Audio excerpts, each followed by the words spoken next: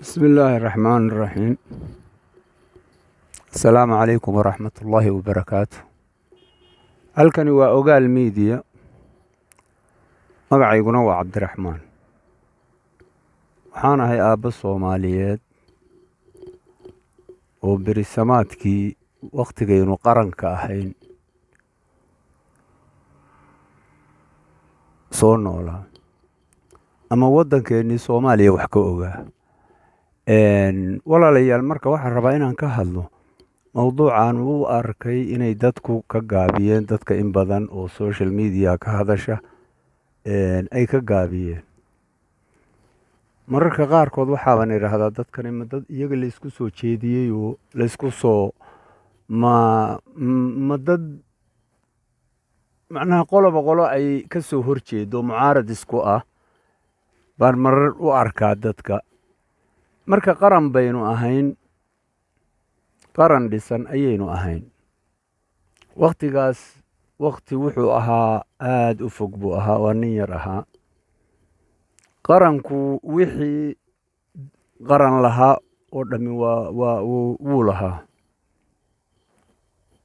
ciidamadii soomaaliya oo laga haybaysto, dowladaha afrika oo dhan iyo caalamka intooda kaleba ay ka haybaystaan. waxaynu lahayn dal dhisan oo dadkiisii degan yahay, innabana haba u yaraatee wax dhiba oo ka taagan aanay jirin. dowlad baynu ahayn. intay dowladi dowlad tahay ama ay dal xukumi karto ama ay awood leedahay isma lahayn, waxbaa ka naaqus ahaa. waxaana la ku koriyey iskuulaadka inaanu lacag la-aan ku tagno, dhakhtarrada lacag la-aanna la ku daweeyo. meel walba oo geyiga soomaaliya ka mida nabadgelyo aanu u marno habeen iyo maalinba. dowladdaasi innaba haba u yaraatee wax ay dhulka waddankeennii ay ka gasartay xukuumaddii markaa jirtay ma garanaya, ama ismalihii waxbay gasareen. dekedihii ay dhiseen weli waa baaqi, oo hadda dowlado dabadeed dhashay ayaa yimi oo hadda ay u wada ijaaran yihiin ama ku wada shaqaystaa, ama hadduu ilaahay waa kuu roon yahay maamula. ayraboorray dhiseen, waddooyin bay dhiseen. caasimaddeenii soomaaliya muqdisho waxay ahayd caasimadaha caalamka wakhtiyada aan ka sheekaynayo aad iyo aad kuwii ugu quruxda badnaa bay ka mid ahayd. waxaynu ahayn dad jira, qowmiyad jirta oo astaanta qarankoodu markay qaataan baasaboorkeennii, astaanta qaranku baasaboorkeennu dhinaca kaga dhigan. baasaboorkaas safaaraddii aad ula tigtid ama dowladdii safaaraddeeda aad u geysataa fiise ku siin mayno mayan odhan jirin.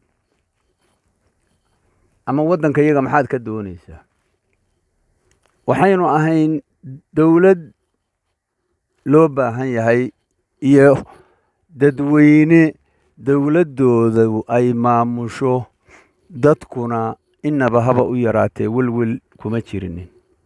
dowladdii noocaas ahayd waxaa beddeshay, waxaa ku kacay mucaarad baa ku kacay. qolo walba ha lahaadeen, mucaarad baa ku kacay. dowladdani dadkii bay baabi'isay baa la yidhi, diintii bay ka tagtay. waxay doonaysaa inay dadkan gaalayso. shuyuuciyad bay la timi. mucaaradkii markuu bilowday, dagaal baa ka dhacay waddanka. mudduu socday dagaalkaasi. balse dagaalkaa waxaa ka horreeyey dagaalkii aynu dowladdii soomaaliya oo dowladdii ethoobiya aynu la galnay, kadibna ay dhacday in halkaa ay ka bilaabmaan ama ka dhashaan jabhado. walaalayaal marka dowladdii sababihii aynu u burburinay qofna looga sheekayn mayo dee qofkii yaraa unbaa in looga sheekeeyo u baahan waxqabadkeediina nin cid loo sheegayaa ma jirto dadkii aan markaas caqli badan lahayn ayaa in waxqabadkeedii looga warramo loo baahan yahay waxaan rabaa marka inaan isbarbar dhigo dowladdii noocaas ahayd iyo dowladihii ka dambeeyey markii burburku bilowday dowladaha ka dambeeyey madaxweyneyaal baa ka dambeeyey intii dowladood oo ka dambeysay in aan barbar dhigo ayaan doonaya markaan ka soo bilaabo dowladdii markay burburtay waddankii ma noqon waddan diinta islaamka lagu maamulo oo haddii ay taasi shuuciyad ahayd ma imaanin qolo diinta islaamka inagu dhaqda ama diinta islaamka waddanka ku maamusha ma ayan imaanin ma ayan imaanin dowlad dalka isu keenta dowlad xumi dowlad la'aan bay ka wanaagsan tahay baa la yidhi nin ku guulaystay madaxweynenimo inuu soomaaliya isu keeno oo uu mid ka dhigo kama dambayn maxamed siyaad barre ilaahay jannaya raxmaha ka waraabi waddankii sidaa dadkii waddankoodii u burburay abaaraa ku dhacay dowladdii maxamed siyaad barre markay abaaruhu inagu dhaceen ama abaaruhu bilowdeen diyaarado waaweyn oo wakhtigaas aniga iiguba horreysayba nin yar baan ahaa ayaa la keenay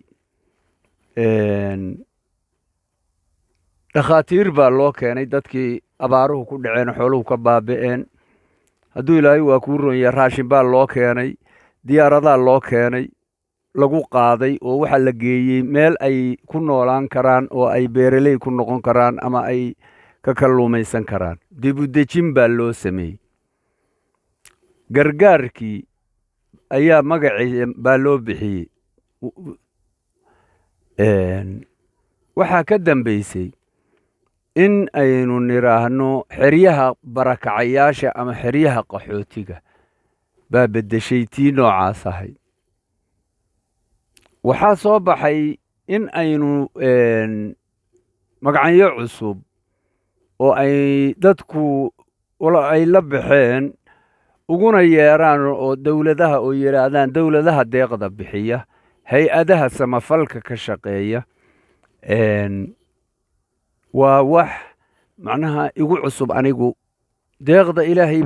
baa la weydiistaa ama dadka islaamka ahi deeqda allah la weydiistaa oo laga sugaa dadkii ina barakiciyey ama siyaasadihii ka dambeeyey inaynu dhibaatada intaa la-eg la kulanno oo dal ahaan iyo dad ahaanba inoo baabi'iyey waxaynu ula baxnay samafalayaal iyo deeqbixiyayaal iyo dowladaha na gacan qabta dowladaha aan saaxiibka nahay war wixii aan qaldo dadow layga qabto dad badan oo iga aqoon badan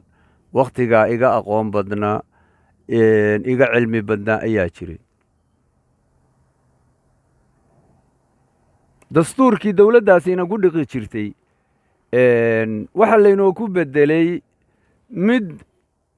dowladaha jaarka inala ah lagu soo dhoobdhoobay oo ay dowlado shisheeye intay shireen oo meeshaas ay ku toostoosisteen iyagu tii ay doonayeen odayaal iyo siyaasiyiin iyo intii markaa madaxnimada doonaysay ama raje ka haysay inay waddanka ka taliyaan baa loo keenay waxaa la yidhi nidaamkan baanu inii soo dejinnay dalkaanna nidaamkan baad ku dhaqaysaane walaalayaal marka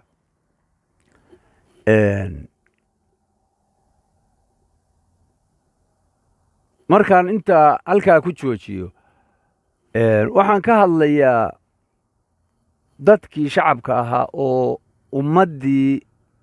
aan tabarta lahayn oo maatada loo yaqaan waa yeel kale dumar leh carruur leh looma aabba yeelin waa la laayey waa la qaxiyey kufsi baa dhacay hadduu ilaahay waa lagu dulmi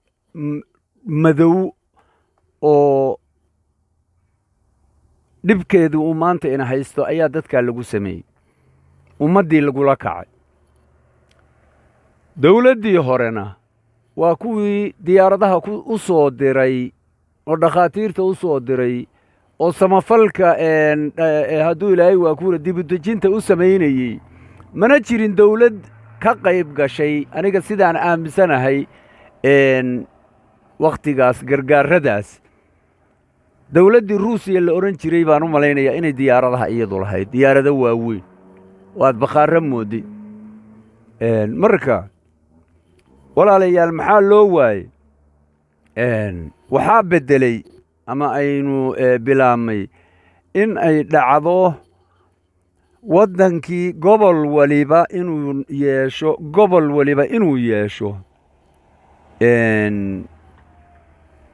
uu yidhaahdo dawladd baan ahay madaxweynena uu magacowdo qabiil baynu isu laynayn qabiilkiina wuxuu u kala baxay dawlad iminka dawlado badan baynu nahay kuwo badanoo aynu wada garanayno iyo kuwo aan magacyadooda inta badan aan dadka garanayaa jirinin dadkeennii wuxuu noqday laba qaybood qayb bannaanka u carartay oo qaxday oo naftooda la carartay iyo qayb waddanka ku hartay qaybtii carartay oo waddanka ka baxday oo nolosha bannaanka u raadsatay wanaag ma soo celinin dadkii ay qaadeen dadkii mas-uulka ahaa aabbayaasha ahaa hooyooyin iyo carruur bay bannaanka u direen dadkii waxa inaba haba u yaraadee wanaagga oo ay ku soo kordhiyeen ma laha burbur kala tag ilmo la qaato dhibaatada ka taagan waynu ognahay yurub walaalayaal marka dadkii waddanka ku haray waxay noqdeen kuwo baaba ah oo tabar la'aani ku dhacday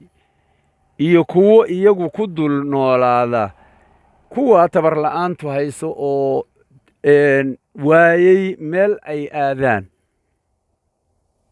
walaalayaal marka waxaan rabaa inaan ka hadlo waxaan rabaa inaan intaa ku daro dawladdeennii maxamed siyaad barre u telin jiray ilaahay janniya raxmaha ka waraabiy ma aanan arag cid haba u yaraatee ka hadasha oo innaba wanaag bay samaysay qof bini aadana oo ka warramaya haddaan maqlayna waa nin iyo laba weeye walaalayaal marka haddaad hadlaysidna run baa lagu hadlaa iyo hadal waadaxa oo aan dembi kaa raacin haddii aad eexanaysidna dhinacaaga eex kaaga baahan soomaaliyay marka mawduucan waxaan doonayaa insha allahu inaan ka dhigo mawduuc aad u dheer qaybo badan baan usii kala qaybin doonaa insha allahu tacaala maanta marka waxaan ku soo koobayaa qaybtii hore oo dawladihii tii hore iyo kuwii ka dambeeyey halkaa haynoo joogto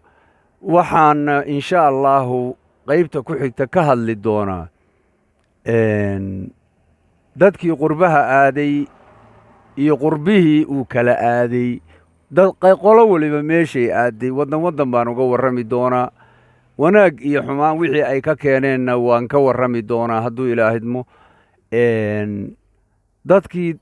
dalka ku haray qorax joog iyo qurbo joog baa loo kala bixiyey anigu magacaas waxaan maqlay dhowaan baan maqlay qorax joog iyo qurbo joog marka walaalayaal